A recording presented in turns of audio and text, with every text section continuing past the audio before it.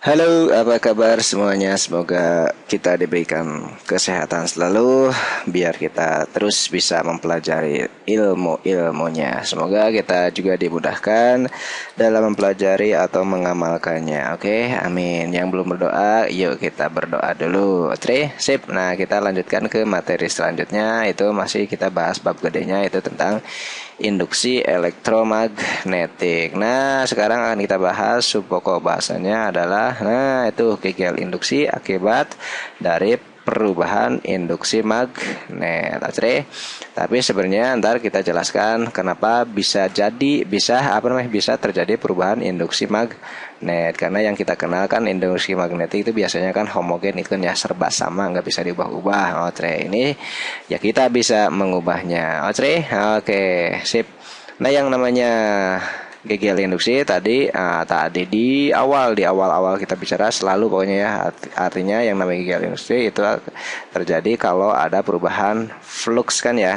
Oke, berarti kalau fluxnya berubah dia bakal menghasilkan GGL induksi. Oke, yang namanya flux kemarin ada persamaan kan, fluxnya itu apa coba flux itu. Nah, di sini aja deh yang namanya flux itu kan kemarin B .da gitu kan ya. Artinya kemarin kita udah bahas mengenai kalau dia terjadi perubahan luas, berarti perubahan fluxnya juga ada gitu kan ya. Oke, sekarang kita bahas adalah perubahan medan magnetnya atau perubahan induksi magnet. Nah, kenapa bisa berubah? Gini awal mula ceritanya. Oke, masih ingat hukum Oersted kemarin? Oke, hukum Oersted apa sih Om? Di medan magnet kata si Oersted, di sekitar kawat lurus atau kawat melingkar atau kawat pokoknya berarus itu terdapat medan magnet kan ya. Oh, kalau begitu, kalau kamu punya arus dan arusnya itu kamu ubah-ubah, artinya delta I-nya selalu berubah atau arusnya selalu berubah, berarti ntar induksi magnetnya juga bakal berubah kan ya.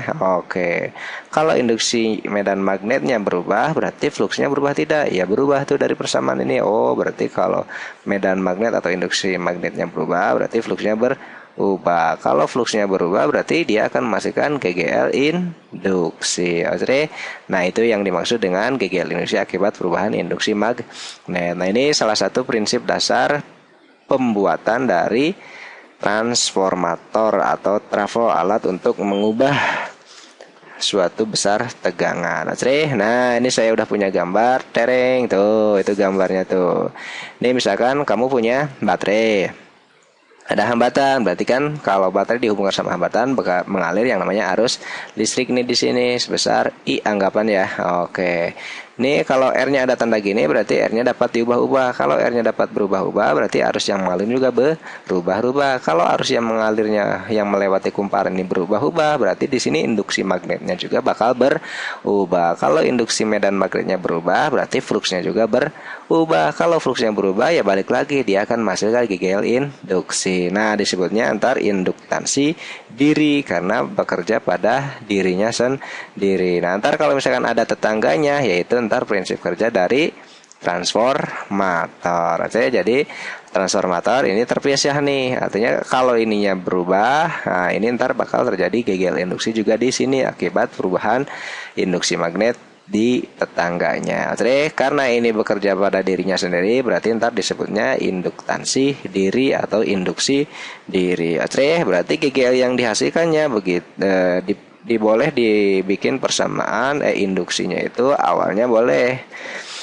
apa ini mu 0, mu 0 kali A dikali sama siapa? Jumlah lilitannya n kuadrat dibagi sama panjang kumparannya. Kemudian karena arusnya berubah berarti DDT dari si I.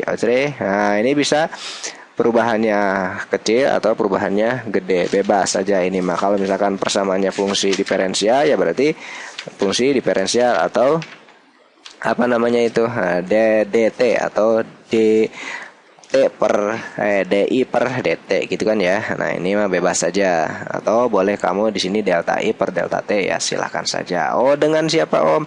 Dengan mu 0 itu adalah ya mu 0A kali N kuadrat per L itu kita sebut boleh adalah sebesar L-nya. L itu apa? Induktansi diri. Ini berarti delta DI per dt. Nah, itulah GGL induksi untuk arus yang berubah-ubah. Jadi yang namanya induktansi dirinya ya sebesar L gitu kan ya. Nah, L-nya ya tadi diubah, kamu boleh dipisahin aja mu 0 kali A dikali N kuadrat dibagi sama L.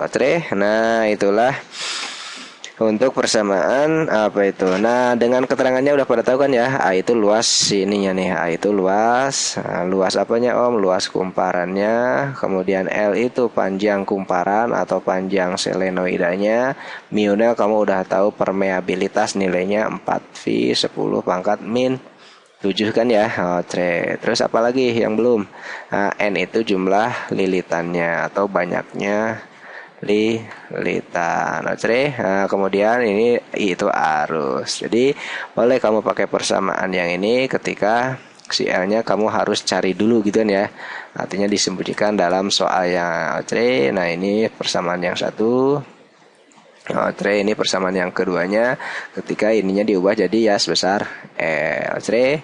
Nah, itulah prinsip dasar dari kerjanya si transformator yang akan kita bahas selepas apa? Selepas pesan-pesan berikut ini. Selepas kita bahas yang ini ya. Jadi itu apa namanya ya? Induksi diri atau biasanya disebutnya ini hukum Henry. Kenapa hukum Henry? Karena yang namanya Henry, makanya ntar induktansi diri satuannya itu Henry ya. Henry. Ini hukum Henry. Nah, semoga ini dapat membantu apa namanya memahami pokok bahasan GGL induksinya, dan semoga ini dapat bermanfaat bagi lo semuanya, dan semoga kamu juga bisa dengan mudah mengamalkannya kembali. Oke, selamat belajar, selamat melanjutkan ke soal contoh soalnya. Assalamualaikum, bye bye, dadah.